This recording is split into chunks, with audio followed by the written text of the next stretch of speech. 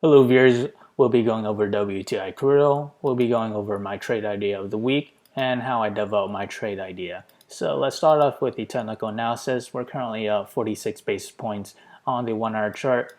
We have now reached to positive MACD, and if we extend out to the 4 hour chart, what we have here, we're still in negative MACD, and we have the 9 and 18 moving average diverge down lower, the blue and purple lines respectively.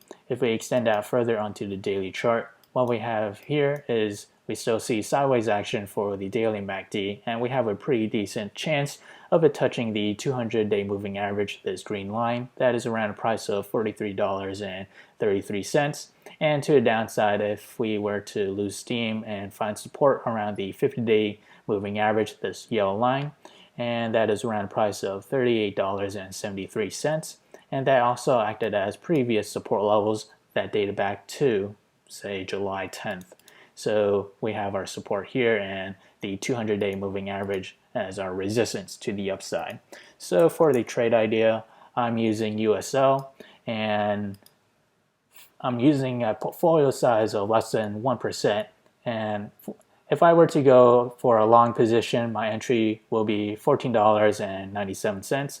And that is around this range, this bottom range right here.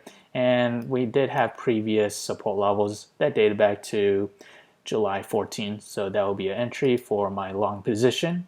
And I would sell it at $15.73 and a stop loss of $14.73. As for a short position, I would enter it at this upper range right here. That coincides with the 150-day moving average, this red line right here. That will be my entry for a short position, and I'll sell it at $15, get in at $15.99 and sell it at $15.23. My stop loss for that short position is $16.25. So how did I develop these trade ideas? They come from the day-by-day probability model ranges and the bullish and bearish ratios from it too. So as we progress to the 5th day for USL, or about a week of trading, we have a 10% chance for to fall between -3% to -6.5%, and a 40% chance for it to fall between 0 to -3%. And to the upside, we have a 50% chance for it to climb between 0 to 3.3%. And which one of these 10 models we should use as a reference? First, we'll use the line graph. The blue lines are current trend, and the line overlapping it happens to be the best match. So right here we have our current trend, and the trend below is the trend that we found on the line graph above. This trend dates back to January 24th to March 8th. 2019. So let's begin comparing both the trends. So on the current trend, we have 4 instances where it touches the middle Bollinger Band, and in the trend question, we also see that action here as well. 4 instances where we touch the middle Bollinger Band. So 1, 2, 3, 4, and we also have 1, 2, 3, 4. So there's reason to believe that the trends and patterns are somewhat the same. The outcome and forecast should be fairly the same. So the model, again, was back in January 24th to March 8th, 2019. So we have 1 day out for forecast, and 1 day out will be a Thursday, and 2 days out will be Thursday, Wednesday, Friday, 4 days out, 5 days out.